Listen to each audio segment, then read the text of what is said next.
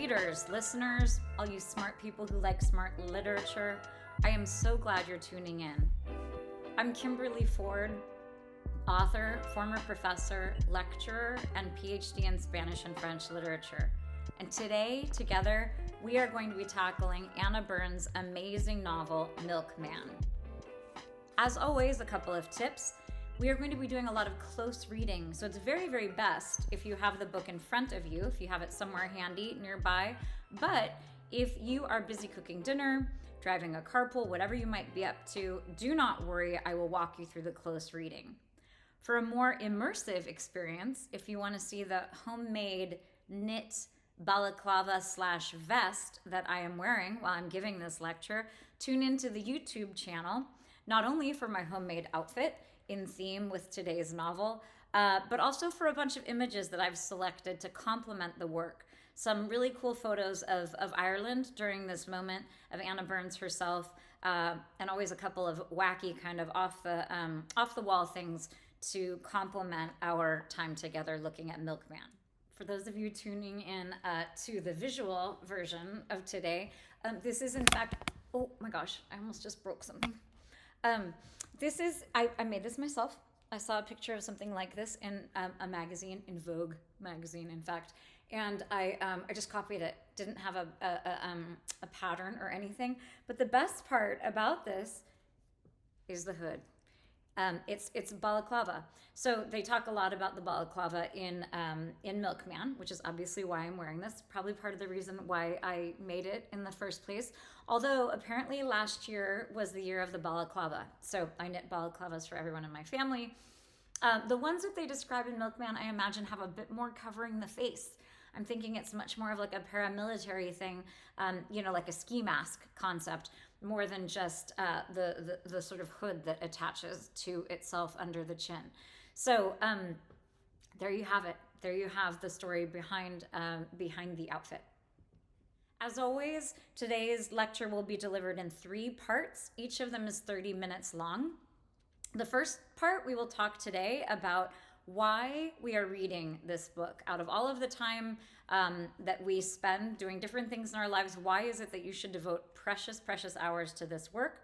We'll talk briefly about the pertinent biographical details about Anna Burns, and then we'll look at the opening of the book, because it's always really instructive to take a close look at the opening of a novel.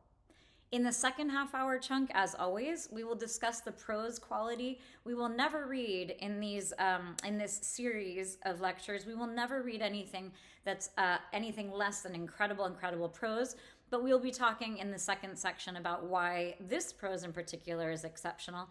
We'll be talking about voice, the narrative stance in the novel, and about the structure. And then in the third half-hour chunk of this lecture, we'll be talking about what makes Milkman unique. And honestly, this is a very experimental novel. It's long. For those of you who are considering reading it or who've read the first part, it is so fascinating, but it is definitely a challenging read for all of the right reasons. So we'll be talking in the third section about why the book is unique. Okay, we're going to dive right into this question of why should we read this novel?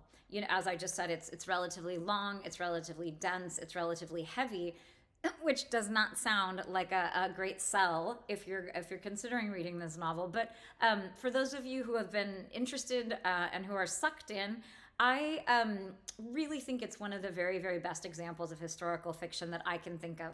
I'm not a huge fan of historical fiction. It tends to sometimes feel forced. It sometimes feels like we're being fed all of these details just to sort of get us into this mode. And actually, Milkman is very stripped down in terms of details. They're very, very telling details, and they're very important and very salient and super interesting details. But you don't get that sense of kind of an overdone historical fiction novel. One of the reasons why I wanted to read it, I'm having a recent obsession with Ireland in general, but with the Troubles in particular. So I was born in 1969, and that was sort of August of 1969, which was my birth month, was really one of the big kind of dates in terms of when people sort of look at this span of the most recent Troubles. The Troubles, of course, having to do with a conflict within Ireland itself, and then also with Ireland and Britain and England, who had been colonizing it for hundreds of years. So the Troubles date from sort of the late 1960s to 1998 is essentially when those are sort of the parameters. This novel is set predominantly in 1979. I was 10 years old then. Frankly, I had no idea what was happening. I was just fresh from the bicentennial, 2 years before. 3 years before. Oh my God, I feel like I know more about Irish history than American history at this point. But I am very interested. It's a turbulent time in history, and it's a modern example of something that we've seen throughout history, and in fact, something that continues today. And Anna Burns herself said the most interesting thing in a Guardian interview. She said, "I would like to think it could be seen as any sort of totalitarian closed society existing in similarly oppressive conditions. I see it as fiction about an entire society living under extreme pressure, with long-term violence seen as the norm." So I think it's instructive to read it about the specific troubles in Ireland, but I also think it's really important to take a look at this and to really think about any time. There are plenty of countries in the world right now, plenty of places in the world that are plagued with violence. And this book allows us, not that we want necessarily to spend a lot of time immersed in this, but it is a really important way to gain a little perspective on some of the difficult historical moments that are happening now and have been happening throughout history. I'm also obsessed right now, and have been for a long time, with Irish literature. For such a teeny tiny island, it's just an absolute treasure trove of incredible, incredible writers. Anne Enright is one of my favorites. Of course, James Joyce. Of course, Samuel Beckett. There's some big time writers. And Anna Burns, I think, has been kind of very recently has been put into a lot of comparisons with a lot of these very, very important experimental writers who have come out of Ireland. So I'm always intrigued with experimental fiction, largely because I love the way it makes my brain feel, and I hope you'll feel the same way. But what's important for me is that even if a novel is experimental, which this one is, that there's plenty of pathos. And there is plenty of pathos in this, and it's balanced with a really nice sense of levity, actually. It's that combination between dark and light that is always really very impressive to me. In this case, Anna Burns also has an incredible amount of humor that is sown throughout this relatively dark novel. The narrative voice, which we are going to be looking at in section 2, is unbelievable. I truly have never seen anything like it. She carries it off so well, and not only is it a really interesting approach to narrative voice, but it's very significant. It's one of those things that does not end up feeling like a parlor trick, because it really it carries so much weight. And then lastly, this book, it is very experimental in its prose, not quite so much with the structure, but the structure is incredibly well done. And it's something that we will take a look at in this second section. But all of those are reasons why I think this book is worth the investment of the hours. The second thing we're going to be discussing today is just a little bit about Anna Burns herself. So she was born in 1962 in Belfast. She grew up in a working class neighborhood. She was one of 7 children. She says that she was born in something called a kitchen house, which is not an expression that I know. But essentially what that means is she had her house, which was really full of chaos and rowdiness being the word she used. Chaos is maybe a projection on my part about the idea of having 7 children all in one house. But this kitchen house idea is that across the street, she had a maiden aunt, which is her term, not mine, and she was able to escape to that maiden aunt's home. So she felt in lots of ways like she had the best of both worlds, what with this kind of rowdy family home and then, the aunt across the street. Her family was very bookish. Everyone read a lot, but she said that they were also very, very private people, and that in fact it would be a real insult if you asked someone else what they were reading, which gives you a sense of the level of privacy in their home. So she this is her 3rd novel. Milkman it's the first Northern Irish writer who won the Booker Prize. So it won the Booker Prize in 2018, And in 2019, it won the Orwell Prize for Political Fiction, which I think is incredibly well deserved. And then it went on actually to win another prize after that, and she was inaugurated into the Irish sort of the equivalent of the English OBE, sort of a big national award. But what was interesting to me in my groupie, my literary sleuthing that I was doing, is to find out that during the writing of the novel, she was in excruciating back pain. She had some sort of surgical injury, which I don't even know what that means, but it sounds awful. I'm quoting directly from the biography that I read in the Guardian. So she had this surgical injury that led to this excruciating back pain. And at this point, she was in England and was really impoverished and was sort of moving from friend's house to friend's house, from couch to couch, all around the country. And she was availing herself at that point, because she had to, of all sorts of food banks and support systems that were available to her in England. And it was interesting. I always loved, my sleuthing always begins in the acknowledgments of a novel. And in the acknowledgments, she thanks various different benefits that come from the country of England. And among them are several different sort of food banks and shelters, which, clued me into this concept that, in fact, she was having a very hard time during the writing of this novel. And in fact, that is the case.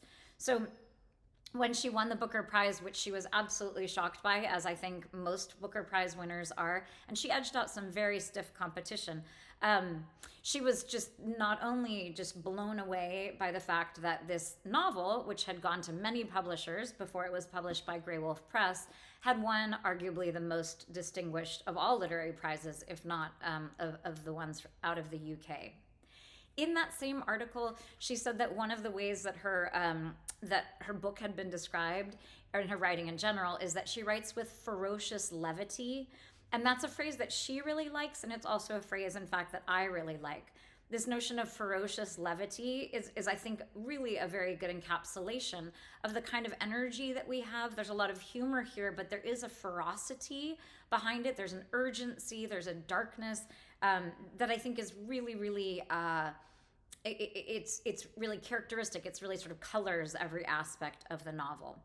So, and the one last thing I will say about Anna Burns' biography is that she, much like Middle Sister in Milkman, was very bookish to the extent that she would walk around and read out of books while she was walking. And in fact, it was something that people in her little town, in her little working class, Ardoyne is the name of the neighborhood that she lived in Belfast.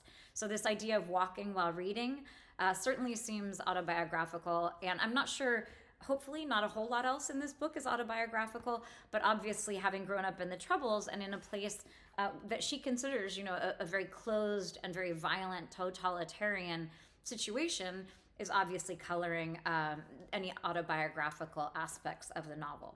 Okay, so we're going to go ahead and dive in.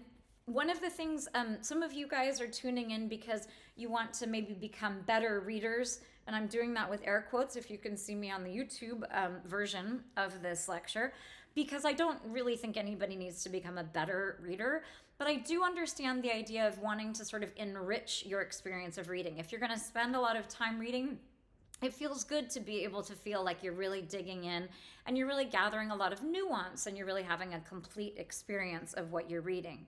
So it's very simple. The main piece of advice that I would give is simply to pay attention. So I'm famous for skipping over chapter titles, but I'm pretty good about actually taking a look at the title of a given work. In this case, the title is Milkman.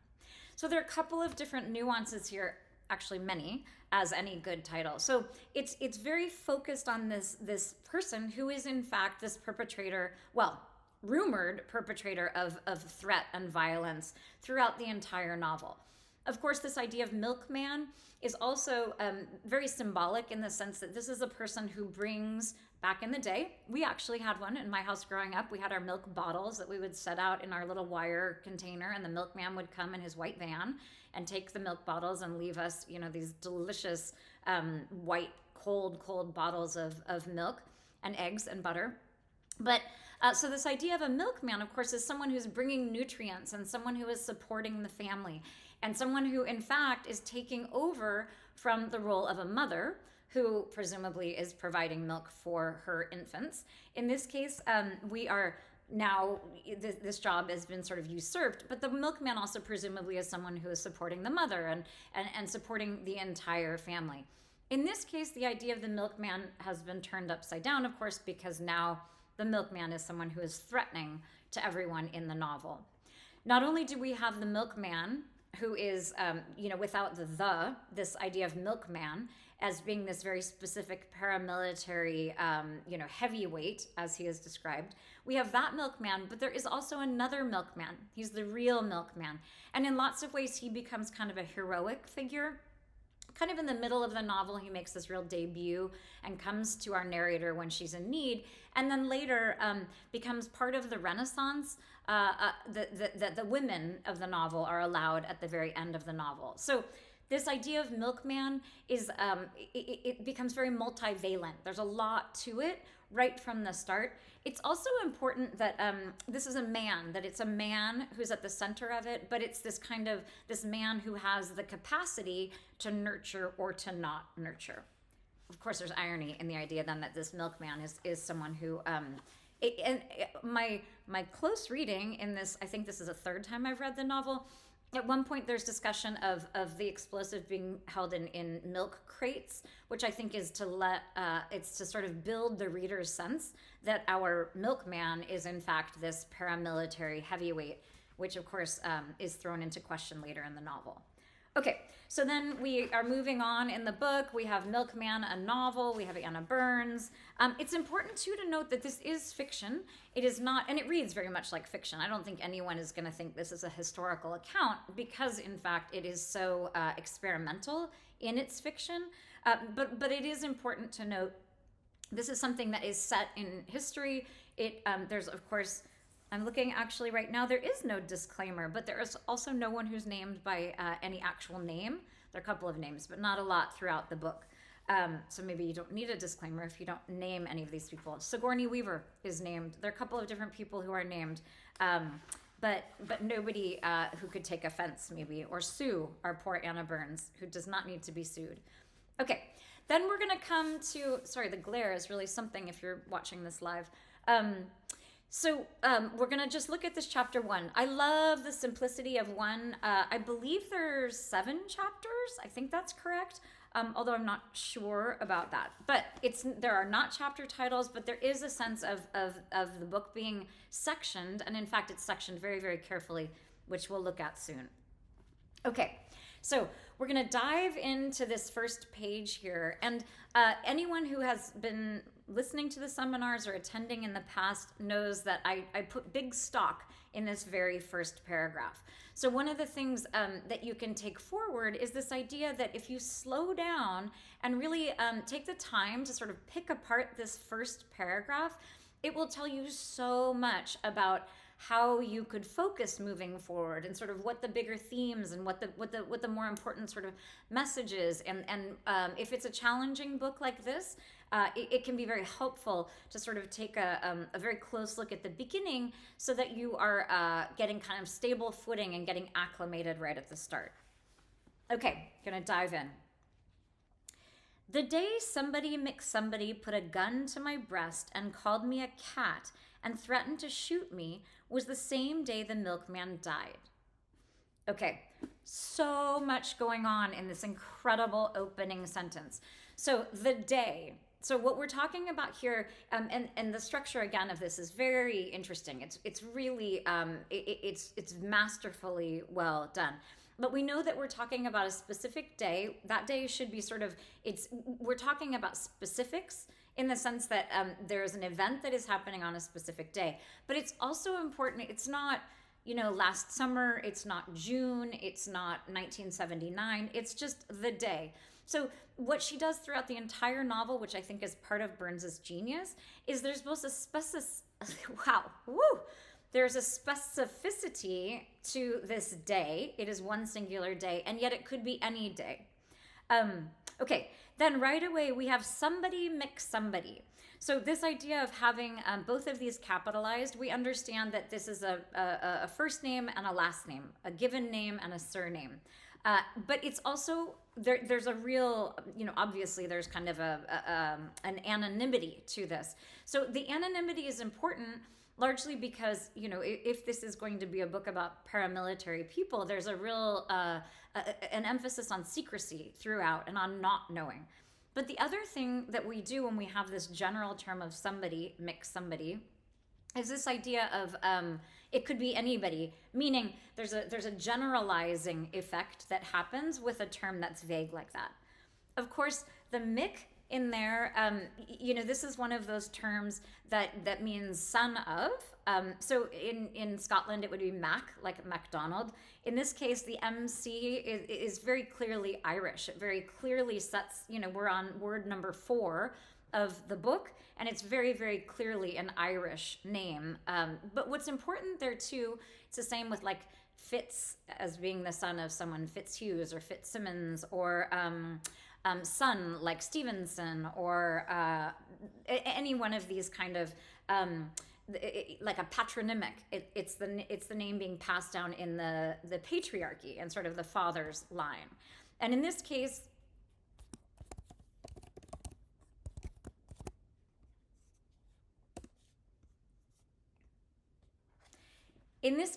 what we have is the Mick in this idea of a patronym, because this is the last name. It is a very sort of male, it's a very patriarchal name. It's also very Irish. But the patriarchy in this case, one of the things I think we need to take away is this idea of the fact that this is coming down through generations. The name is coming down. In this case, it's a very generic, general name. But the name is coming down through generations because each generation, Ireland's troubles are not confined to the end of the 20th century. They'd been vying for, I believe it's 1911. I should look at that. I'll look at that before next time. For the entire 20th century, if not for hundreds and hundreds of years, they had been vying for some sort of home rule, some sort of independence from England, which I think people forget was a colonizing force in Ireland. Okay. All right, so far we're on word number 4 here. The day somebody mixed somebody put a gun to my breast. So it's important here, this emphasis right at the start of the breast, in part because we have this idea of the milkman. We have this idea of male versus female, and of who can provide nurture and who can provide sustenance. So it's a gun, which is a phallic symbol, and it's held to her breast. So it's this very sort of patriarchy versus matriarchy thing. And that is something that is throughout every single aspect of the novel and really comes to the fore in the close of the work. This idea of sort of the matriarchy versus the patriarchy. But right in this first line, we have this very phallic symbol that is literally being held to the breast. Okay, somebody mixed somebody put a gun to my breast and called me a cat and threatened to shoot me. Okay, so called me a cat. Cats are going to feature heavily throughout. You think of cats and dogs. So right at the start, again, we have something that lends itself to opposition. And not only do we have an opposition, but this cat, this notion of something that is feline, this notion of something that is kind of inscrutable and sort of unreadable and cold and distant and, even sort of, standoffish and aloof. All of that is to be associated with our narrator. Our narrator is, on some level, very feline. It's also important to note that cats are often associated with sexuality, with sort of being slinky or being kind of suggestive or kind of languid in a way that dogs, are more associated with sort of puppy dog happiness and being man's best friend and all of that sort of thing. Also, of course, there's the reference in English with pussy, which probably doesn't need a lot of discussion, but it is, one of those names that is, in fact, a synonym for the vagina. So you have this idea of this cat as being this kind of sexualized being.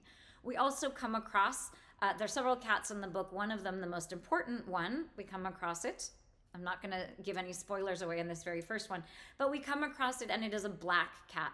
And this, not only is the black cat, a symbol of bad luck coming to you, but it is also often associated with witches. And there's a lot of overtones throughout this book of not just spells and curses, but of superstition and, in fact, of potions and antidotes. And so there's this real sense of this cat and this witch and the idea of a cat familiar, like a cat as a manifestation of someone. So right at the start, we're having our narrator being colored by this notion of being feline, being a cat.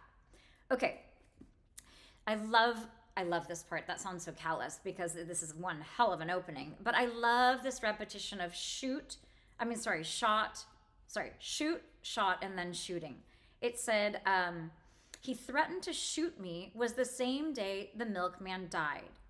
He had been shot by one of the state hit squads, and I did not care about the shooting of this man. So right at the very beginning, we have he threatened to shoot me.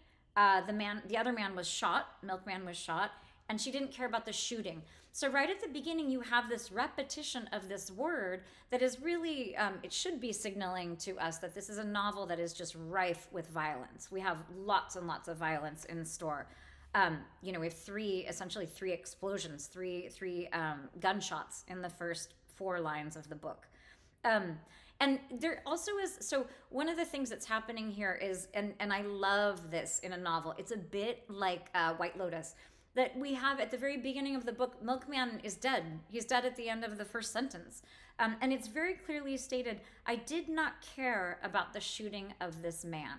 So that kind of very bold first person declarative sentence is signaling to us right away that this is not, right from the start, we know how she feels. And there's a real trust involved because it's not, I didn't care, I didn't have feelings. It's, I did not care about the shooting of this man.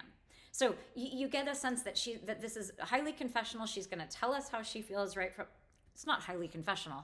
I don't know why I said that. What I mean is that she's declaring things and we have no reason to not believe her at this point. Also, what she's talking about is so, it's so forceful and it stands in opposition to so much of the rumor and the gossip that's going to follow it, that I think it does instill quite a bit of confidence in the reader. The reader has quite a bit of confidence in our narrator here. Obviously, it's important that we're talking about a state hit squad.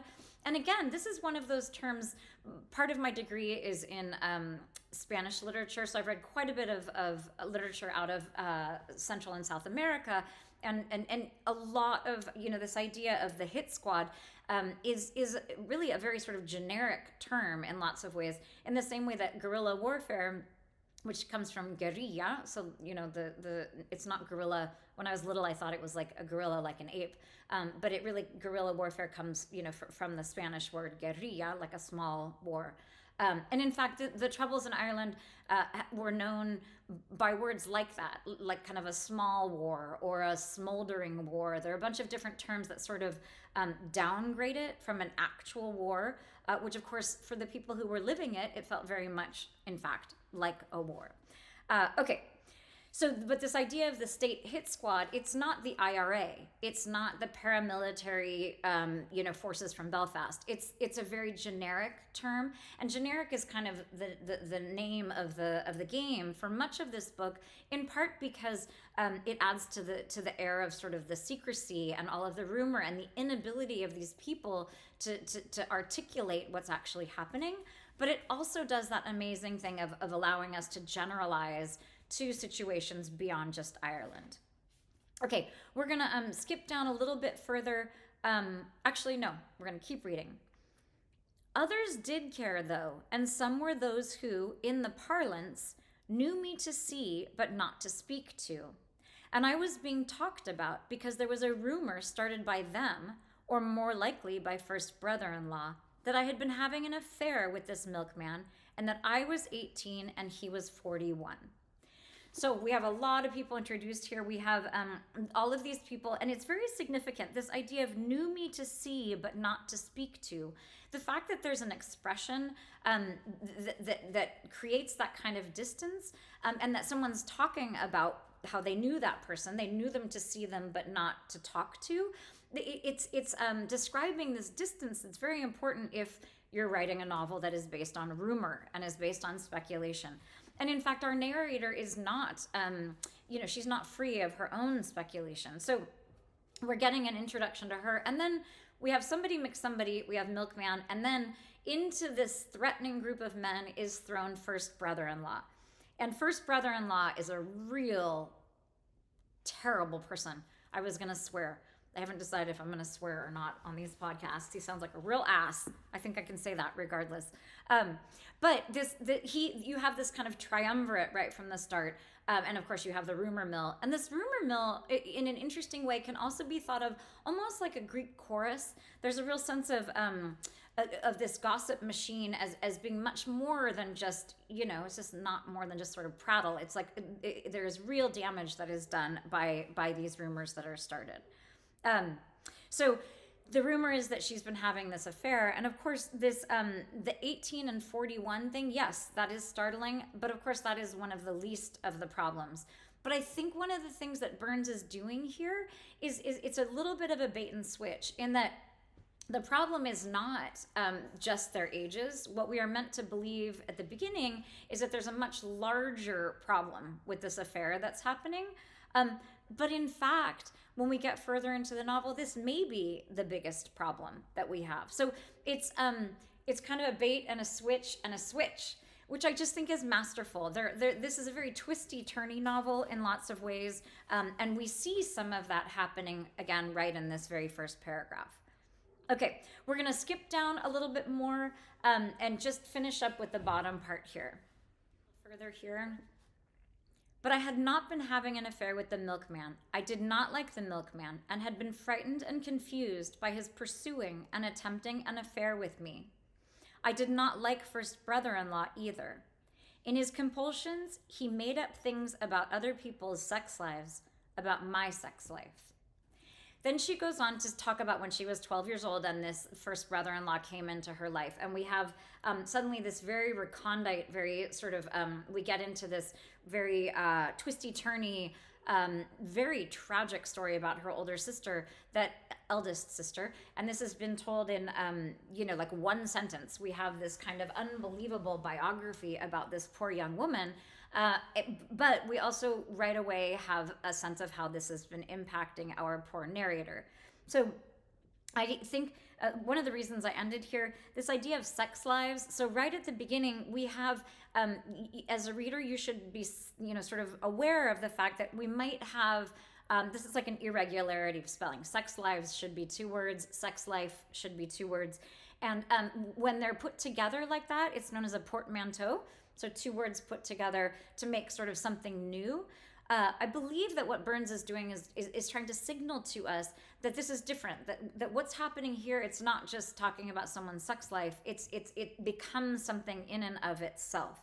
So, and we are going to see the way that language becomes both sort of much more useful, but also very sort of perverted as things go. And not perverted just in the sense of sexually perverted, but language becomes unsteady, and it becomes malleable, and it becomes confusing, and it begins to break down in ways that I think are absolutely masterful. Okay, so the last thing I'll point out about this first paragraph is, in fact, that on this first page, there is no indentation. There is no paragraph. So there is no indentation at the beginning, which is actually fairly typical. But the fact that this is such a long paragraph, and the fact that we are getting so much information on this first page, and the fact that in a lot of the book is this very dense text, it's a very sort of, it feels kind of claustrophobic, and again, not a great job selling this book right now, but for those of you who have read it and loved it, you'll appreciate what I'm saying. There is a sense of urgency of the prose. You can't take a break here and start a new paragraph. It's this sense of one thing is connected to another, and there's a sense of needing to move forward and needing to get all of this out. But also there's a sense of density and ominousness that I think really comes from this kind of almost stream of consciousness writing.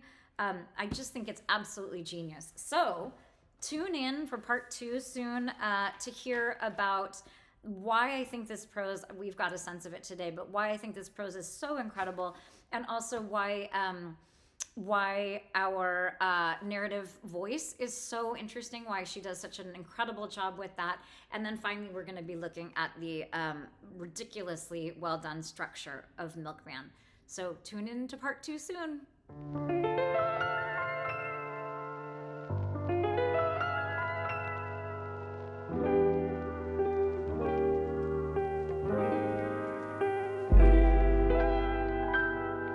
Hi everybody, welcome to part 2 of our discussion of Anna Burns' unbelievable Milkman.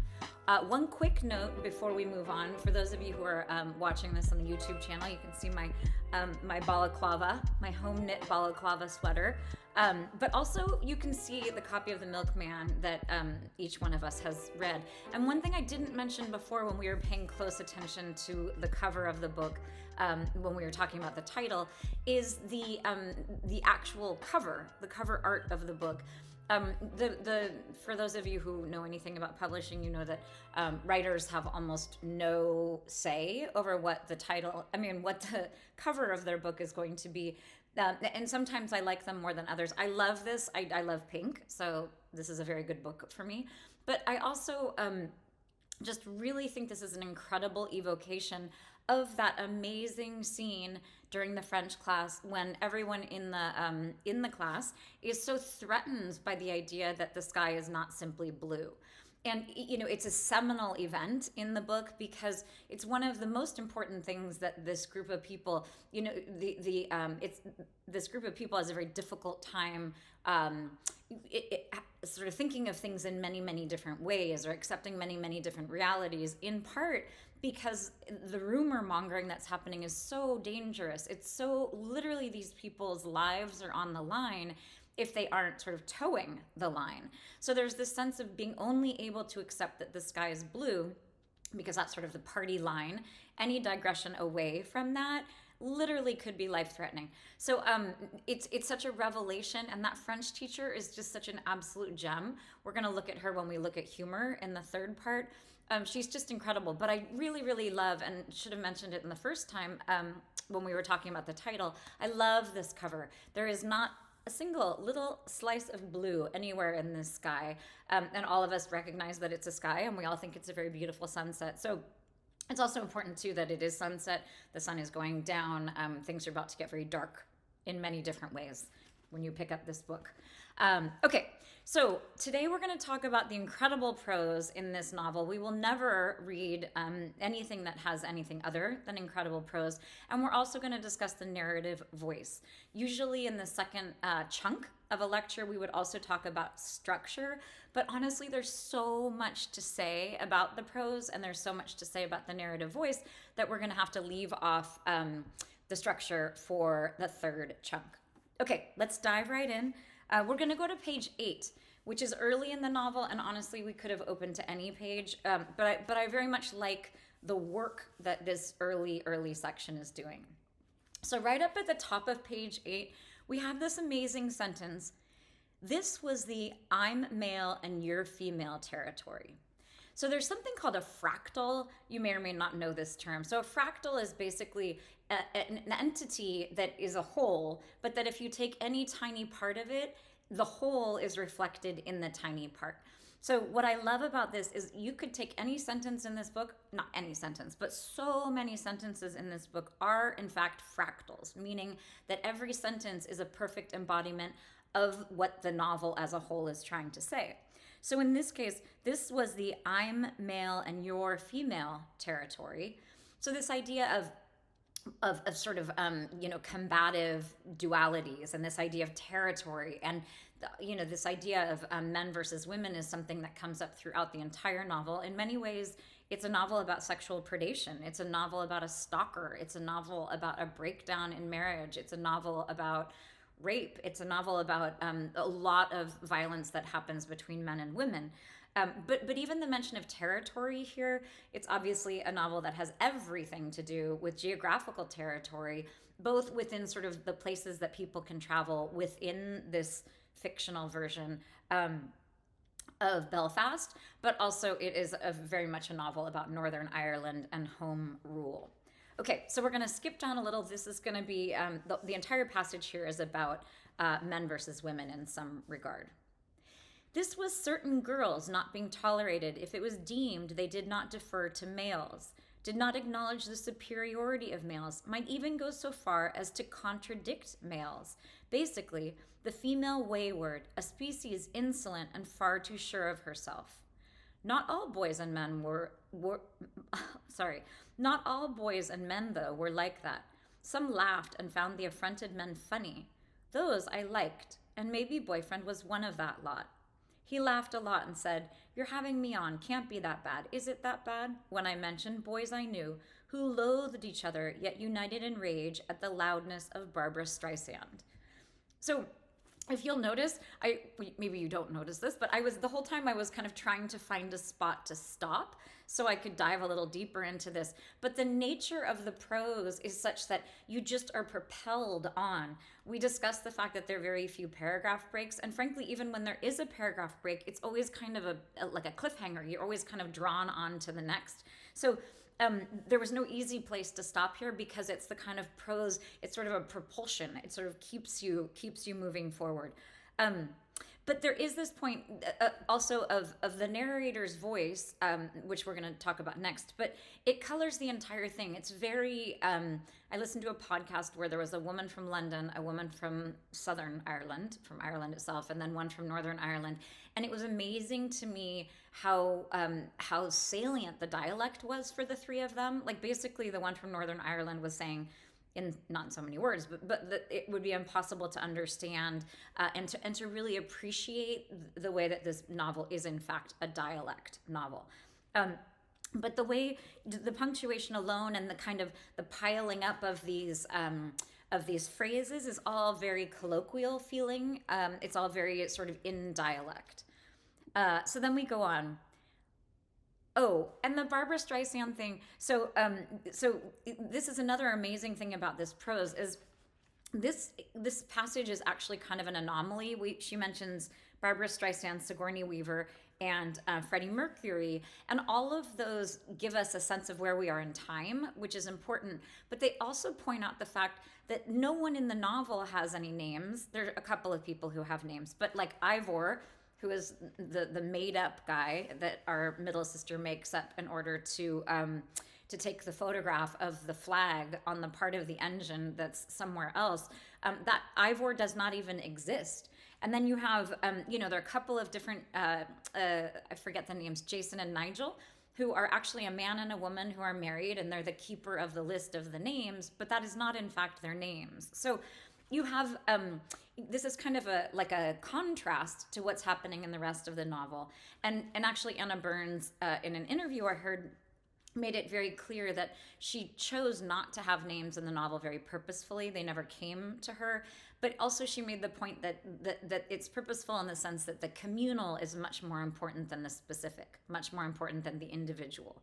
So essentially, it's a community that is, there's a sort of universal experience that every sort of middle sister in these large families would be able to experience and tap into. It's not an individual story so much as the story of a community. Okay, so right after Barbra Streisand here. Boys incensed at Sigourney Weaver for killing the creature in that new film when none of the men in that film had been able to kill the creature. Boys reacting against Kate Bush for being cat-like. Cats for being female-like, though I didn't tell about cats being found dead and mutilated up entries to the point where there weren't many of them left in my area anymore. Instead, I ended on Freddie Mercury, still to be admired, just as long as it could be denied he was in any way fruity, which had maybe boyfriend setting down his coffee pot. Only he and his friend Chef out of everybody I knew had coffee pots, then sitting down himself and laughing all over again. So much important work is happening here. We have this idea of Sigourney Weaver and Alien, and sort of this idea of a woman who doesn't understand what's happening in her body, and then how all of the men are incensed because none of the men could kill the alien, and yet she was able to kill the alien. So there's this sense of Sigourney Weaver as like this feminist icon in some ways, who is really upsetting to all of the men, all of these boys that are so against the women in this Northern Ireland of the late 70s. and Alien came out in 79, so that's a very important sort of place, like a time stamp for us in some ways. She says in the new film, so we're in the late 70s. And then this important part about Kate Bush, who importantly is a singer. She's someone who is using her, and kind of a revolutionary singer in lots of ways. She's using her voice, which is very important because this novel is very much about silencing people. But Kate Bush is using her voice.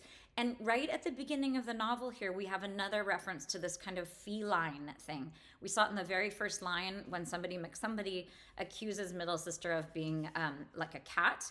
So here we have this idea of Kate Bush as being like a cat, which is not a good thing. And then this was so interesting when I was looking at it more closely about cats being found dead and mutilated up entries. So it's not just violence, that in fact, this case, this up entries, you have to imagine that the cats have been sexually assaulted. Up entries, it sounds very much to me, and I did not catch this on my first reading, but that these cats are also being sexually assaulted. And again, if they're stands-in for women, you can see the sexual violence even with these poor cats. Okay, instead I ended on Freddie Mercury, still to be admired just as long as it could be denied he was in any way fruity. So this is a very early passage. It's page 8 in the novel of a 350-page novel, and I missed this. Sometimes I think I'm a very careful reader, and sometimes I think I am not. In this case, I was not. But here we have, right in the beginning of the book, maybe boyfriend is seen as someone who's not like all of these other boys. And then this idea of Barbara Streisand, who is sort of a gay icon among gay men. So you have this kind of association. The first person that we hear of, the first big celebrity here, is this gay icon. And then we have Freddie Mercury, and Freddie Mercury, this like tying him to this idea of coffee pots. And maybe boyfriend and chef are the only other people who she knows who both have coffee pots. So literally she is spelling out so clearly here at the beginning of the book, and this idea of Freddie Mercury as being like an okay hero, which in some ways maybe boyfriend is a very heroic character for a long time, until he isn't. There's a little bit of a cliffhanger for you if you haven't finished the book. But and it's not that he's an anti-hero, it's just that he cannot, happily, this book is not about our middle sister being saved by a man. That is simply not the way that this is going to go. But here we have this very, very clear signpost that is telling us, in fact, that maybe boyfriend and chef are gay, and that they are not like the other men. And yet it's so subdued, and it's such a repressed place that I did not get it. I was so surprised when the revelation comes later. And it's so deft by Anna Burns, because the revelation that is being experienced by middle sister is also, in fact, being experienced by the reader. Totally genius. Okay, and one last note on this prose and how thoroughly well done this book is. There's lots of humor throughout the book. It's very, very black, very, very dark humor, but humor nonetheless. But what is so at the end, there's a lot of laughter here with maybe boyfriend, and there's also laughter at the very, very end of the book, and that laughter is incredibly important. So this idea of having this laughter at the beginning of the book that she can share with someone it's almost it's definitely a full circle and sort of what is that called, bookends in the novel, but it's also it's showing us at the beginning that we should be looking out for the humor. God, if there were not humor in this book, I just don't know that it would work. It certainly would not work as well. Okay, now that we've talked about why the prose is so incredible, and we'll, everything we are saying is talking about how incredible the prose is, but that was just sort of a look at how carefully selected the details are and how evocative the language is of this dialect, and all of the different nuance and all of the different sort of the meaning behind all of these words and all the work they're doing. But I want to take a closer look in our remaining 15 minutes, time flies, at the narrative voice itself. So one of the things that's so interesting to me is that you have you have a first person narrative. So it's told from it's told from the perspective of middle sister. But you also have middle sister's voice, which is very distinctive. It's very Northern Ireland, but it also has this very elevated diction. So it's this really cool combination because she's so bookish and she's always reading while walking and she's always reading 19th century things. There's a lot of kind of, for lack of a better term, SAT words. There's a lot of elevated diction together with diction that is very slangy and very kind of, of the street. So it's a voice that is speaking in all of these different registers, and it's also a voice that kind of infiltrates all of the dialogue and all of the description. So you don't have individual voices. I mean, you do, and they have their own idiosyncrasies, but you do have this narrator's voice as sort of coloring all of the stories and all of the dialogue that these people are speaking. And I love the way that Anna Burns is sort of pointing out to us that this is one person's experience of a community experience. So the way that we hear the voice, we hear our narrator's voice throughout all of the characters, which we're going to look at in a second, really points to this idea of one person as articulating an experience for an entire community. Okay, we're going to go back to page 1. And we're going to look down at the bottom, very bottom of page 1, to see, this is such a good example of the kind of the registers, the different registers. By registers, I simply mean different sort of tones, or code switching is a term for this kind of. We all do it. I think people of color and women and people who are in lesser positions of power have to do it more often than people who are in power. But I don't swear around my dad, God forbid. There is that kind of sort of register policing that is important. But what we have here in our narrator is this real gamut. It runs everything from hyper intellectualized language to language that is in fact very slangy. So down at the bottom, we have this really alarming and upsetting thing, even at the bottom of page 1, where we hear first about Milkman as stalking her. Meanwhile, somebody is threatening her with a gun and also was kind of stalking her. Then we have Milkman stalking her, and then we find out since she was 12 years old, she's also been verbally harassed by brother-in-law number 1, by eldest sister's terribly sad marriage. So down at the bottom here, we're hearing about some of this verbal harassment. He made lewd remarks about me, to me, from the first moment he met me, about my quaint, my tale, my country, my box, my jar, my contrariness, my monosyllable. And he used words sexual, that I did not understand. He knew I didn't understand them, but that I knew enough to grasp they were sexual. So these are all words for vagina. They're all words for vagina. And in fact, the monosyllable, I love the idea that she's not saying it's the C word. She's not saying that, but she's also saying country, my box, my jar, my contrariness. So right from the start, there's this language that is so colorful and so much our narrators. And it's also so expressive, in this case, of just like real verbal violence and denigration of women.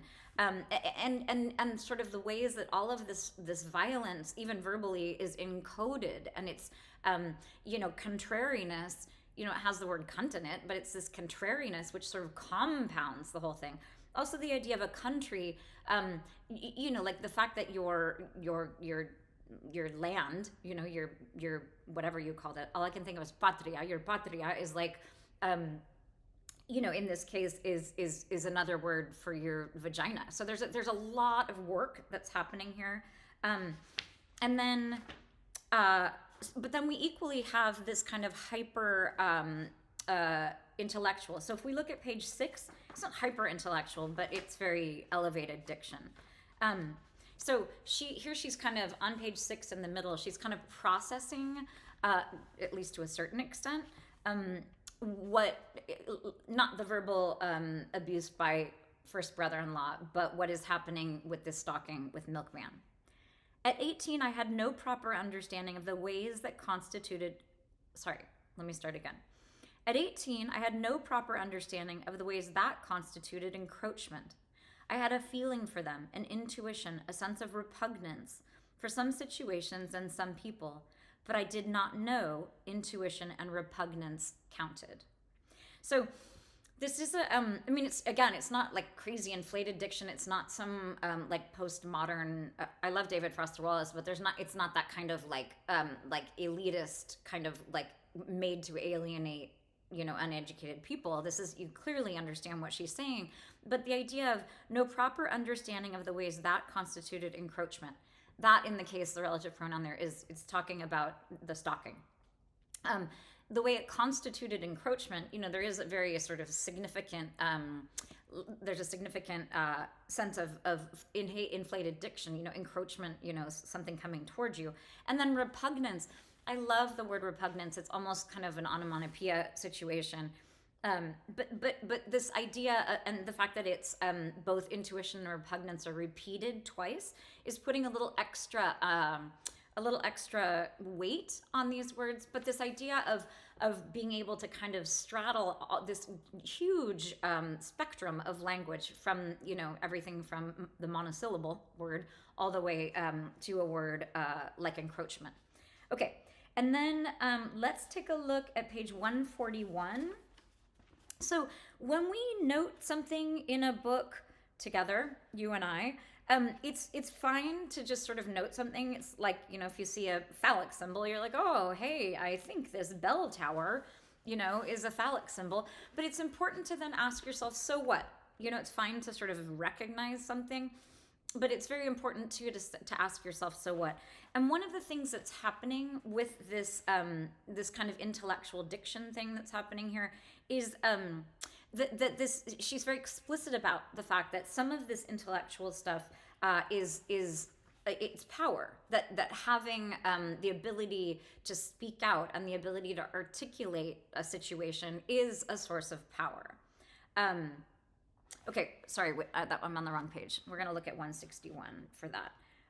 And this is important because it has to do with the feminist, the issues women, which I love. And we're going to talk in the third section about this novel as a feminist novel, which I clearly think it is. I love a good feminist novel, and I'm always sort of trying to argue that any book that is expressing the plight of women in any way on some level is a feminist novel, but I think this one is very firmly in that territory.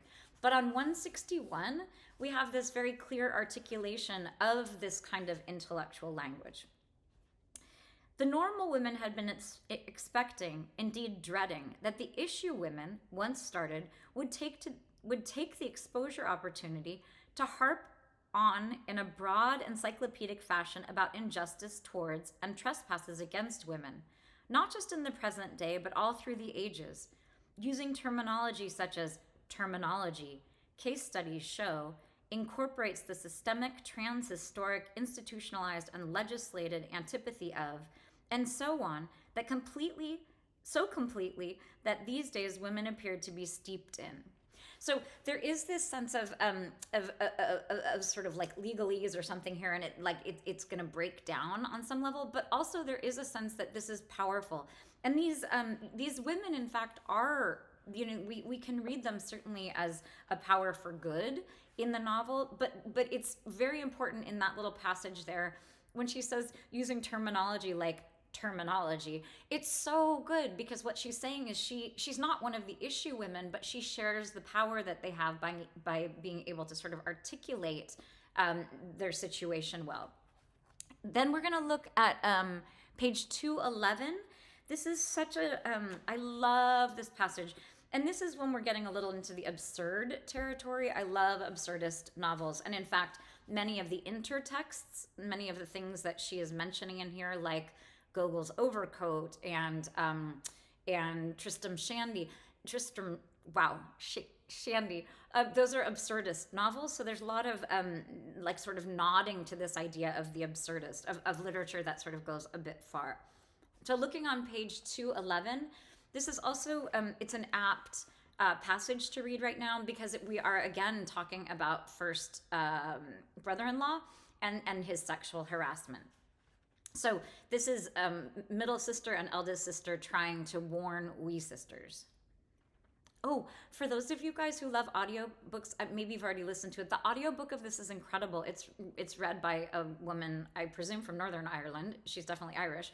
And it's so good to hear the whole thing. But it is funny because every time she says "we sisters," it sounds like "we sisters," like the three of us sisters kind of a thing. So I kept wondering if you were only listening to the audiobook, if that was maybe a bit confusing. But "we sisters" as in WEE, as in small sisters. There are three of them. "If he tries anything," said third sister. "Tries what?" they said. "Even if he speaks to you in a seemingly innocent way on the subject of, say, of the French Revolution." "What aspect of the French Revolution?" "Any aspect," said third sister. "Or," she went on, "if he tries to get a discussion going on that marginalized scientific theory you three are keen on, the one about hydrothermal multiturbulent—" "You're outlining that incorrectly, third sister," we sisters began. Then a little bit further down, they get into this kind of this like hyper intellectualized discussion. The we sisters are saying, "We know what expounding theses meant," and then they say, "We know what summary exposition is." And these little girls are 7, 8, and 9. I also realized that it's third sister, and then there's middle sister. Third sister is warning them about first brother-in-law, not first sister, not eldest sister. But so they're having this discussion about Demosthenes and William Shakespeare and the French Revolution and whatever hypothermal multiturbulent blah blah blah is. So it's obviously like this hyper intellectual kind of thing that the three younger sisters are steeped in. And in fact, that's one of, I think, the more optimistic things about the novel is the three young girls are having a very different experience of what it is to be girls when they get to dress up and be the international couple, and they all decide they just want to be the woman, and it's sort of the primacy of the woman, and in fact their kind of absurd intellectual pursuits are a signal, I think, to us on the part of Anna Burns that this younger, almost a different generation, but this younger group of girls has a sort of a different, a more optimistic and a more kind of, hopefully, a more heady experience waiting for them. So, but the thing that is so heartbreaking, if we turn to the next page on 212 up here, "We don't understand," cried we sisters. "What's wrong with talking about them things?" "What's wrong is don't be fooled," said third sister. "None of that will be the business. Won't be what he's really after." "But what's the business? What will he really be after? What is it you both mean?" We could see, third sister and me, that far from reassuring and protecting the children, we had alarmed and frightened the children. "It'll be something abusive, sexually invasive, a violating, creepy thing, always a verbal thing, but on second thoughts, never you mind, you three are too young to know about that yet." It's so heartbreaking. So there's this idea of them trying to verbally warn their younger sisters, who are in for very much the same fate that the older sisters have had. They're trying to warn them, and yet there's the younger sisters, for all of their precocity and for all of their intellect, and they just can't understand. And there's an amazing part in the book where the mother basically can't ask, "Are you pregnant?" There's a sense of sort of everything needs to be obfuscated and everything needs to be hidden behind words that are kind of either very slangy or very intellectualized, because speaking plainly is in fact very, it's dangerous. Okay, and then one of the things that happens, this idea of intellectual language as being protective, it's also, it's so interesting to me, and I actually found it a little bit creepy.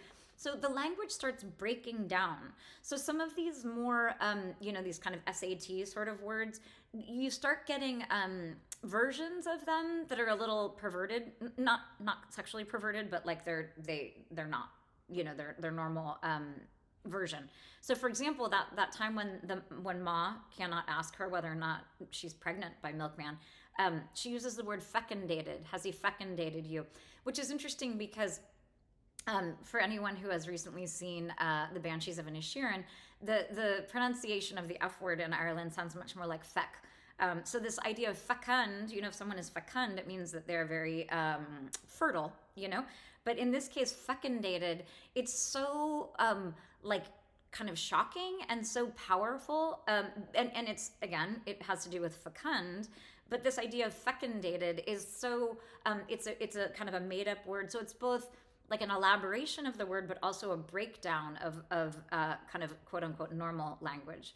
At one point, all of the young women who used to be in love with real Milkman, I always do that, with real Milkman, at one point the narrator talks about their appetency. And so instead of their appetite, there's this kind of, it's close to appetite, and it goes along with their kind of their voraciousness. So you know that she's talking about their appetite, but it's kind of this modification of the word that is signaling, I think, that the intellectual stuff is breaking down. It's not this idea of kind of elevated diction and looking to books and looking to kind of intelligence and school learning begins to break down. There's another part where instead of they're talking about something having rectitude, but it's rectitudinous. So again, rectitudinous has kind of this like rectal kind of feeling. So there's this thing that happens, I think, specifically with words that have sort of a multi-valent feel to them, ones that have kind of a like a sexual overtone or an overtone of violence, getting kind of it warped a little bit because the intellectual piece is no longer as protective as it once was. Oh my gosh, you guys, I could go on and on and on, but we are reaching the 30-minute mark here. So I'm going to close today with a little urgency that you should join me to learn in the third section. We will be talking, first of all, I've just made a long list of all of the things that we should be talking about, but we will not have a chance to because we only have a half hour. But we will definitely be tackling the incredible digressive structure. We'll be talking about humor. We'll talk about whether or not it's a feminist novel, and we'll take a look at the close of the novel. So please join me for this third section, and thank you so much for tuning in for the second section of Anna Burns' Unbelievable Milkman. It's just a novel that is, I mean, honestly, gift that keeps on giving. Okay, good job, readers.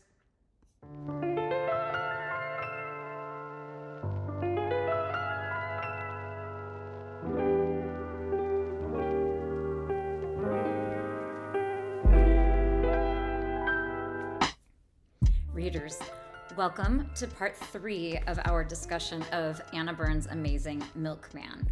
Today we're going to talk in the next half hour about the structure of the novel, which is just incredible and very significant.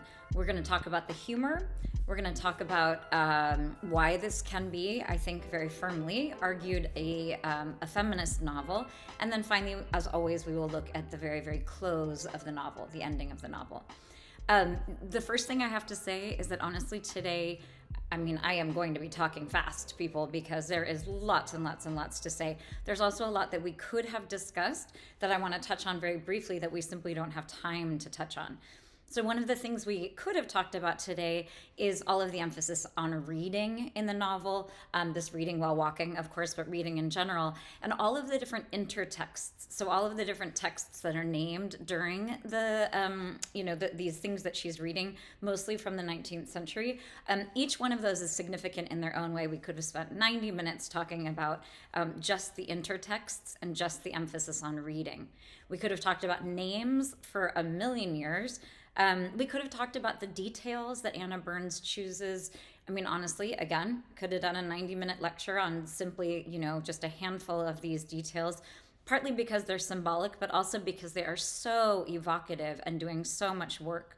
She's an absolute master also at mimesis, meaning that she is helping the reader experience the things that our narrator is experiencing. One of those is the way that she's conveying shocks. When the narrator is truly shocked by something, when something shocking happens in the book, the way that it is done syntactically in the writing echoes that kind of shock. It's very much like Virginia Woolf to the Lighthouse when she has these short parenthetical blasts about each of the boys being killed during Time Passes, and shocking to the reader because it sort of comes out of nowhere, which is the perfect sort of experience, the perfect echo of the experience that finding out about a sudden death like that would be. We could talk for 90 minutes about the international couple, about maybe boyfriend's parents. First of all, this sort of flamboyant, amazing, colorful, carefree, lighthearted dancing couple is the perfect antidote for sort of the closeness and the claustrophobia in the novel, but also how their story, how their arc, there's just a lot to them. So that could have been a whole discussion. And then, gosh, history, politics, again, like that is it almost feels remiss to not be talking more about it. But it also is something that, I think Anna Burns is very much writing about the Troubles in Belfast, in Northern Ireland, but she's also writing about something broader. And so I think it's actually okay to not dive too deeply into the actual history of the era. So the first thing we're going to discuss today is this digressive structure that Anna Burns does so incredibly well. So the whole entire book, we're going to look at this when we talk about the book being a feminist novel. The whole entire book begins with this, when she's been confronted in the bathroom by somebody, McSomebody. The entire thing is sort of this digression until the end when we have the resolution of that very first scene. But throughout the entire book, which may be why many people find the text challenging, throughout the entire book you have, she'll mention something. It's, she had an encounter with the milkman, and then 25 pages later you've gone through 3 different smaller story arcs and you're coming back to this notion. So we're going to take a very quick look on page 69. We have her, it's the beginning of chapter 3, and at the top of the page there it says, "Third time of the milkman was when he appeared not long after my adult evening French class." So it's kind of this funky sentence where she's talking about the French class, and then we dive right into the French class. But what she's beginning with there is this third encounter with the milkman that happens a bit later. So we have this mention of the third milkman meeting. Then we have the French class with the amazing description of the French teacher trying to get them to see, in fact, that a sunset can look like this book cover. It can look pink, not just blue. Then we have her walking through the 10-minute area when she leaves class. We have a digression then about depressed people versus shiny people. We have that absolutely crushing example of dramatic irony where both middle sister and the reader understand that the father's depressions come in large part from the fact that he was raped over and over and over as a young boy. And yet that's something that mother does not know, that Ma does not know. So there's this kind of crushing reality about secrets and keeping secrets and misunderstanding and not, not having the whole picture about someone. Then, of course, we find the cat head. Then we have that absolutely harrowing description of the dogs being slaughtered in their town. And then we have Milkman show up. So she's beginning on page 69 with this idea of this third meeting. We don't have that third meeting until 134. So 60 pages plus or minus, do not make me do math. 60 some odd pages after we have the mention of it, we actually are seeing this meeting. So, and this is an example, this is from page 70, to page 130-ish. But this is throughout the entire book. And not only do we have these big digressions from, the somebody McSomebody in the bathroom all the way to the end of the book, and this mention of the third meeting with Milkman, and then the 60 pages later, the sort of the actual description of that scene. But even within the digressions, we have these small digressions. So whenever we are talking about an element of a text like this, like the fact that the structure is very digressive, it's important to say, oh, okay, this is what the structure looks like. But it's very, very important to take the next step, which is, so what? What is the significance of this kind of structure? It is certainly not accidental. In this case, I think one of the things she's trying to convey is that there is no clear narrative. There is not a linear path, a linear story to be told here. It is so convoluted.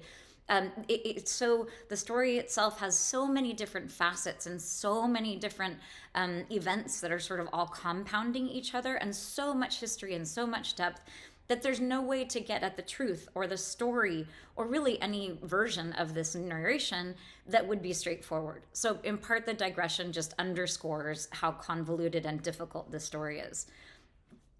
part of the difficulties here, of course, is this is simply the history of Ireland. So I did a little Wikipedia immersion for myself, and 10,000 BC to 600 BC is sort of prehistory in Ireland, but the Iron Age from 600 BC went on until this is rough.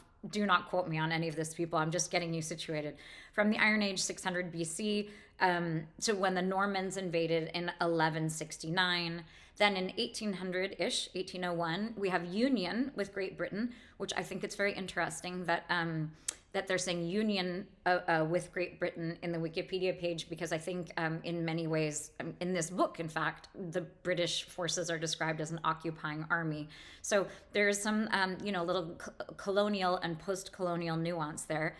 But then 100 years later, in 1912, we have the Easter Uprising, which is when Ireland really demanded home rule and, in fact, thought that they were going to get it. They were fairly certain that they would get it at that point. They did not, in fact, get home rule in 1912.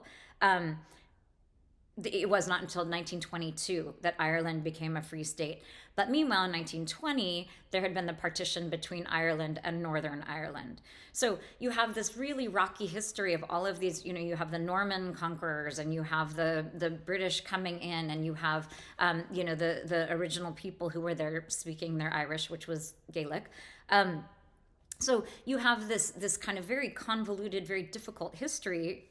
I mean, every landmass has theirs, but really what she's getting to is this idea of, occupying armies and overtaking and historical upheaval. So it's this kind of digression is very important because it's highlighting, in fact, this accumulation of all this historical violence and historical complexity.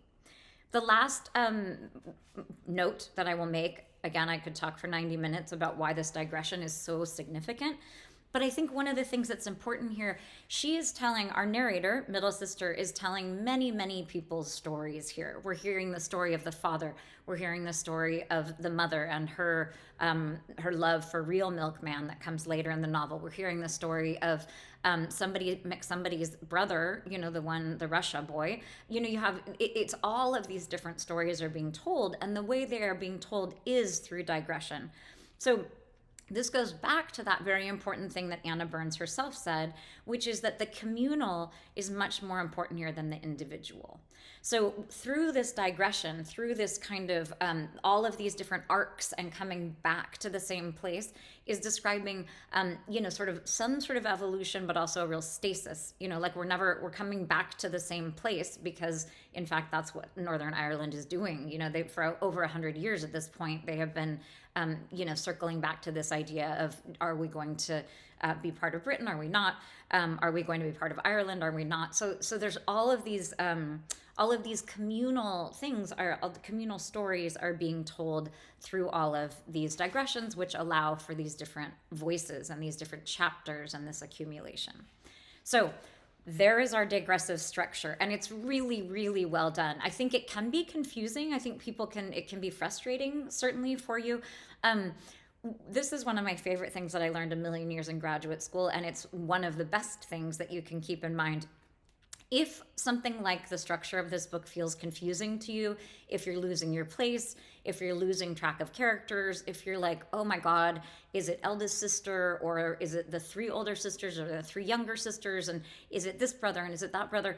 Instead of, getting all crazy about whether or not you're keeping everything straight, take a little step back and ask yourself, is this what the author is intending? Meaning, in this case, I think very clearly, Anna Burns is intending all of this to get kind of mixed up and confused and muddled because that's how the situation is. I mean, this is this political stuff, whether we're talking about paramilitary or, the IRA, which is never really named, or an occupying army, or the renouncers, or the anti-renouncers, all of those sort of generic terms that feel confusing to you is because it is confusing. I don't know if anyone watches Dairy Girls out there, but I love that depiction because it really does show you that even the people who were living it at the time were having a very difficult time following what exactly was happening politically. Okay, now we're going to move on from some of this very dark, the reality of the situation, and we're going to look a little bit at the humor in this novel. And honestly, I mentioned it before, the humor is so well done and it is so important. With a book this dark and this heavy and this kind of real and claustrophobic and urgent, you really, really need the leavening of the humor. And humor is very, very difficult. I think people don't kind of appreciate sometimes how hard it is to write a funny book, especially when your funny book has to do with the Troubles in Ireland. But Anna Burns absolutely does it. And almost every review mentions how funny the book is. If you weren't getting the humor, maybe you're not like a black humor kind of person, but hopefully at least some of it spoke to you. Okay, we're going to look at page 70 and 71. This is in French class, in fact. I just found this so charming. And again, this was one of those points in the book where we had a real sense of color and a sense of brightness and lightness. The other time that happens is at the end when the little girls are all dressing up, and there's again this. She literally the narrator calls it an explosion of color. So we have these two explosions of color. This one with the sunset, people are very reluctant to acknowledge it. And then at the end, our narrator is very happy to acknowledge this explosion of color among the young girls. But here on page 71, we have this incredible depiction of this very, very minor character, but it does speak not only to the humor, but to the richness of all the minor characters. So kind of in the middle of the page down here. This evening, as usual, English had taken over, which meant also, as usual, French was out the window. Next, she had us looking out this window. It's so clever. So I love so much of this. This evening, as usual, French had taken over, which meant also as usual. So there's this kind of repetition that's a little bit absurd. It's very kind of Beckett, actually, this kind of repetition of it's not quite nonsense, but it gets kind of nonsensical. French was out the window, obviously, it's a figure of speech. But then I love this. Next, she had us looking out this window. So you're both looking out the window of the classroom, of course, but then also this idea of looking out this window of this kind of divide between French and English. The entire book is a study of divides between all sorts of forces. And in this case, the French versus English situation is very, very emblematic of all of the other ones. She had stridden over to it. Stridden also not being the correct past participle. But I love that. This is one of those kind of modifications of words that, you guys, my cat, I don't know if you can hear that in the background. My cat never comes around, and she's coming around because of all the cats, I am sure, in this novel. If you hear her, that is my ferocious beast Tabitha in the background.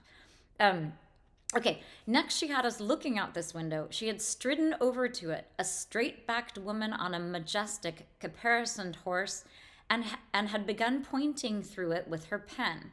A little further down, tapping on the glass in order to inhale this sky. After inhaling it, which was embarrassing, she exhaled it with a giant ah coming out of her. More embarrassing. It's so, these little things about how embarrassing this is for her struck me as so funny. I'm not sure that this is, that the humor is coming through in quite the way that it was when I first read this, but hopefully it is.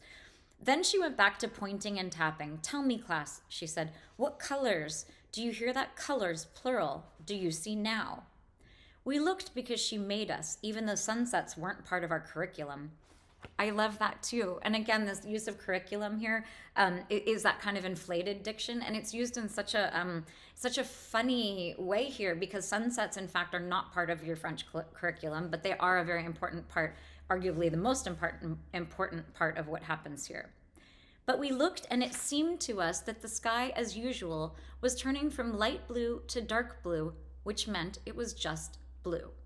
So I love this. I mean, part of what she's doing here is she's being kind of the straight guy, and in this case, the French teacher is kind of fanciful. But you do have this sense of there's a very sort of not quite slapsticky, but a little bit. We're going to go down to the bottom of page 72 here. And this is sort of turning this kind of funny, lighter moment into something very significant here. If what she was saying was true, that the sky, out there, not out there, whatever, could be any color, that meant anything could be any color, that anything could be anything, that anything could happen at any time, in any place, in the whole world, and to anybody. So even when we have these kind of nice moments of humor and of levity, there is still this, I mean, it's great because Anna Burns is really, and our narrator is really driving home the import, just the real significance of this. And then we are going to look at page 202 to look at another example of humor here. Okay, so this is when she's talking to longest friend. So we have our narrator who's talking to longest friend. Or was I pregnant? Had Milkman made me pregnant? Yes, that must be it, they were saying. Milkman's made her pregnant, and because of the hormones. Not cats' heads, I cried. Cat's head. Only one head. Once. Only once. Friend bit her lip. So you think, she said, walking about while reading, with your desk lamp on during riots and gunplay, with one dead animal in your pocket instead of countless animals, isn't going to tip the balance? Question is, my friend, why are you carrying a cat's head about? So it's interesting because this idea, again, it's a very funny passage, at least to me it was, but it also is doing so much work. So this idea of this kind of absurdity of her walking around, and the thing that's so threatening is it is a normal thing to do, but it's so out of context and out of place that longest friend is saying you might as well have a desk and a lamp and a cup of tea and the whole thing, which of course speaks to the comfort of reading and the light, the lightness that reading would bring, literally like shining a light in the darkness because of the escape from the darkness around her. But then this idea of like whether it's one cat's head and if she's walking around often with cats' heads, this kind of the particularity of it, I think, is really interesting. And then, of course, we have the significance. I mean, this was a very painful episode for her, and it had to do with Milkman, the supposed paramilitary guy, and also had to do with the real Milkman, who in fact who gave the cat its burial. So it's a very significant part that's turned here into this kind of absurdist, very dark humor. And lastly, we're going to look at 318 to look at the humor. Okay, so here, this is when all of the women, I love this section. So Ma, who is a very beleaguered woman throughout. I mean, she has had so many children and she's had so many tragedies, having lost sons and daughters having sort of gone and sort of disappeared and become far from her life, but not to mention just the difficulties of raising all of these children by herself after the death of her husband. But then, of course, we have this excellent thing where she basically becomes a teenager again. There's this kind of reverse, not only reverse aging, but she's returning to innocence and first love, which is such a beautiful, optimistic note toward the end of the novel. But we have this section here about these pious women who are all, they all were in rivalry with Peggy back in the day before Peggy went off to the nunnery, to the convent, and now they're all vying for real Milkman's affection. So right in the middle of the page here, the ex-pious women apologized. Ex-pious is so funny. I mean, they used to be the pious women and suddenly they're ex-pious because they realize that the real Milkman has been shot and they want to not just console him, but they want to actually, resume some sort of affair with him or begin an affair. The ex-pious women apologized beforehand to God, assuring him that, of course, this was provisional, that it was only ever going to be provisional, that soon they'd get back to full-on, normal, formal praying. Okay, so first of all, this kind of casual thing with God, like this is just provisional. But then it's a case of like protesting too much here when they say this was provisional, that it was only ever going to be provisional. There's sort of too much reassurance here that belies, in fact, that they are moving away from being pious. And I love they get back to full-on, normal, formal praying. But meantime, if it was all right with him, capitalized him for God, if it was all right with him, it's very sort of casual, casual conversation here with our Catholic God. They'd, not my Catholic God, to be clear, their Catholic God, ours, meaning the communal group of pious women here. They'd foreshorten and abridge all items on the prayer listing, this time not to fit in more prayers, but to lessen the prayer duration by temporarily subtracting most of them from it for now. Which is so funny too, because it's all this kind of convolution when in fact they're just like, we're gonna just really not be praying as much. So it's like this kind of very irreverent take on something that up until this point had been so serious. And it's extra important to realize at this point too that religion is at the absolute core of the conflict here, and it makes the conflict very difficult because it's a very kind of subtle distinction. In fact, to my mind, between Protestants and Catholics, it just seems like such a stupid reason. I apologize, but a stupid reason to have this war. So this idea of them being suddenly irreverent is really significant. They're really sort of pushing against the very roots of the conflict. Okay. Then the last thing we're going to talk about today is this idea of Milkman as a feminist novel. So there are a couple of ways in which I think we can read it as generally a feminist novel. One is that there isn't really a father figure here. We have, early on, we have a sense of his tragedy, and he's dead, and he's sort of not a part of the novel. So lots of times you have to have the removal of the mother. This is the whole Bambi phenomenon. This happens all throughout literature. It's because moms are so good at keeping things safe and under control and on track. But so this idea, and lots of times, is that you have to have the mother out of the way before adventure can ensue. In this case, you have the mother here, and the mother is really, the adventure, for lack of a far better word, is the conflict around her. So this mother is doing the best she can, but the patriarch is not to be seen. The patriarch, who never really was, in control of the situation. There's a vacuum, really, and there's a vacuum in any sense of authority or male authority. It's just this absolute chaotic mayhem. So this idea of not having a father automatically makes it feel more like a feminist novel. Of course, the fact that Anna Burns is a woman who is writing about this, also just the fact that it is the voice of a woman author, but also the voice of a female narrator is also significant. The fact that the sisters are so much more prominent in this than the brothers is also significant. We know that the brothers are important, but they're not really the focus. The focus here, especially at the end of the novel, is very firmly on the sisters, which I think is also significant. By the way, if you have not watched Bad Sisters and you're in an Irish thing like I am, definitely check out Bad Sisters television show. Really, really good. We also, and this is very important, this is a novel that I think can be considered feminist because we have this very broad array of women. This is not women as a type, which I think is an early feminist novel might have, elevated a certain type of women. But in this, we have, our issues women who are kind of the prototypical feminists from the 70s.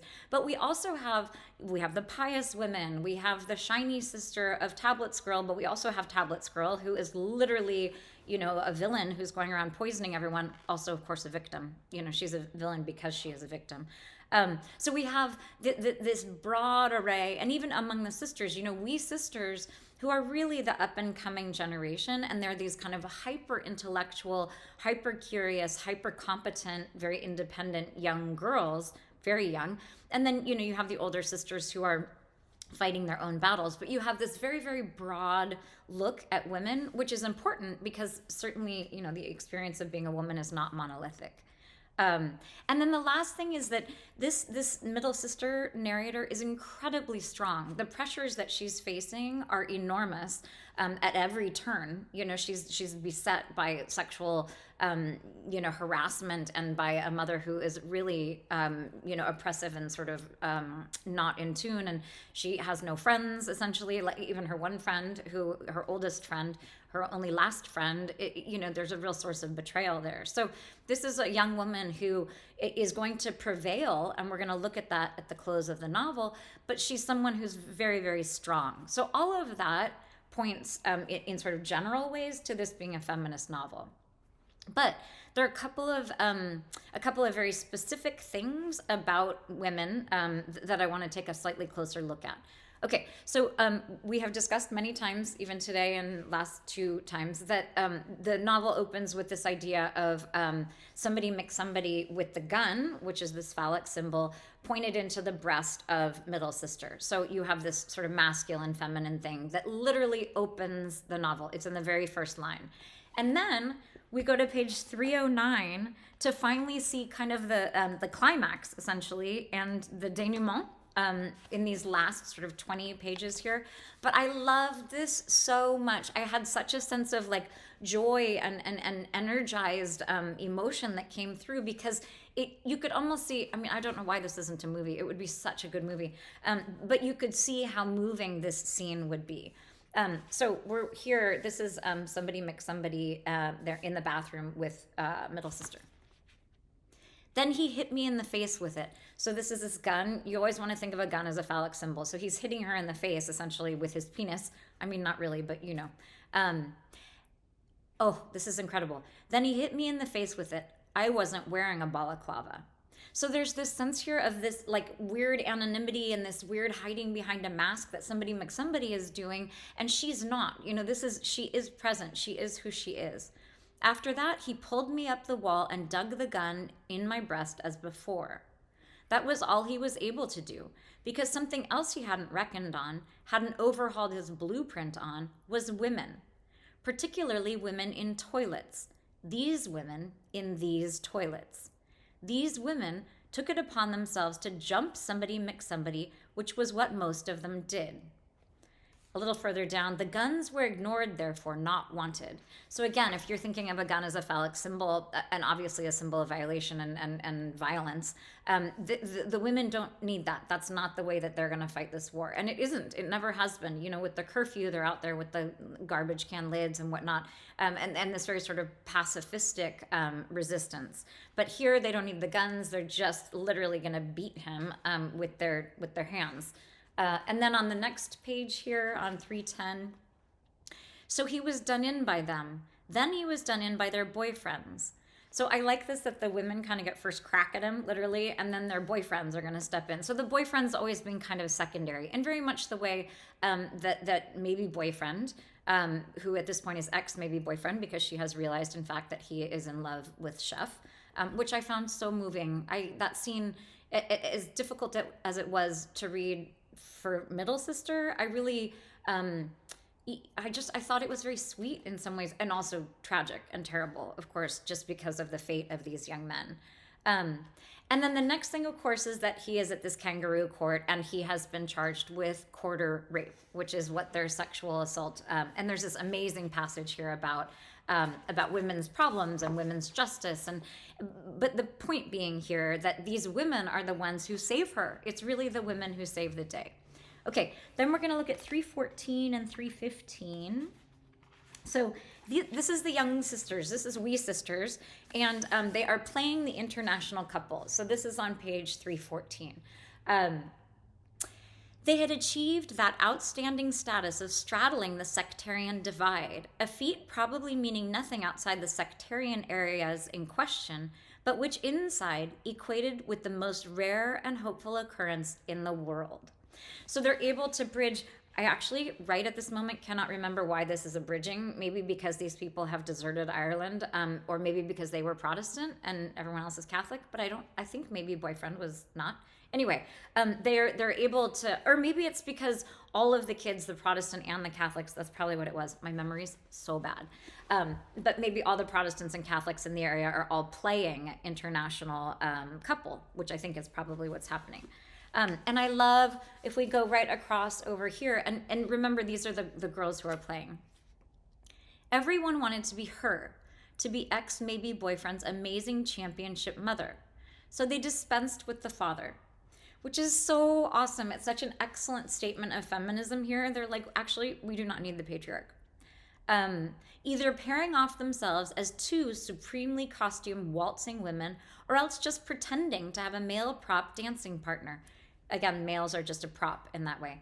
For that way, explained We Sisters, you get to dress up and be her every time. Then a little further down, but the thing is, reiterated We Sisters, and you don't seem overjoyed by this, middle sister, You get to be her every time. So I love this because, out of the mouths of babes, it's this innocence, but these are also incredibly intelligent, incredibly independent, competent, smart young girls.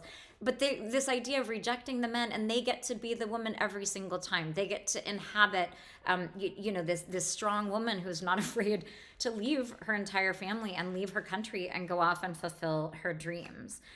So I love this idea of, wait, I'm supposed to read some more here. Oh no, I did. This idea of these young girls as being like this very feminist kind of next generation that's on its way up. Okay, and then we're going to close with this very last page of the novel, because we have, she just said the most optimistic, hopeful thing that could happen is these young girls, bridging this divide with this game that they are playing, with this waltzing and dancing, and then it becomes this very feminist movement. And then we're going to read just the sort of last half of this paragraph here. Meanwhile, and this is her with third brother-in-law, who in the beginning is someone who's a good support for her and supports her in her running, which is one of her like weird things that she, quote unquote, weird things she does. Meanwhile, we two resumed our stretching. Then brother-in-law said, "Right, are you right?" And I said, "Aye, come on, we'll do it." And we jumped the tiny hedge because we couldn't be bothered with the tiny gate to set off on our running. I inhaled the early evening light and realized this was softening, what others might term a little softening. Then, landing on the pavement in the direction of the parks and reservoirs, I exhaled this light, and for a moment, just a moment, I almost nearly laughed. I love the ending of this book so much. I mean, it is tentative. She's almost nearly laughing, and she's still, running away from things, and she still has a lot of problems. But I really love the fact that this is a woman who is, she's independent. She's heading off to do something that she loves to do. It's an exploration of an area that used to be deemed, dangerous for her, and yet here she is able to really. To sort of feel herself and in that feeling to feel joy, to be sort of on the verge of laughter. So I hope that you have enjoyed these 3 sections about Milkman. I honestly just wish that I had many, many more hours to talk with you about, but I think that should give you a very good sense of why this book is so incredible. And why Anna Burns and all Irish writers, frankly, there's a lot to work with there in Ireland. Check back to the website to see all the other incredible Irish books if you feel like deepening your experience. So thank you very much for tuning in, and keep reading. Thank you so much for tuning in today. The lectures really are the lifeblood of the Foxed Page, but you should really go to thefoxpage.com. There are 5-minute recommendations where I will predict in about 5 minutes whether you should or should not tackle Ulysses, or maybe why you shouldn't be so snobby about the recent Leanne Moriarty beach read. There are also talks, no rereading required, on old favorites like Are You There, God, It's Me, Margaret, or Frog and Toad, which is, quite frankly, a literary masterpiece. There's also this very cool thing where you answer a couple of questions and this cool wheel spins around and spits out a recommendation that I think might be exactly what you need, and it might be something that stretches you a little bit. Come and check out thefoxedpage.com. Thanks for listening, and mostly, happy reading.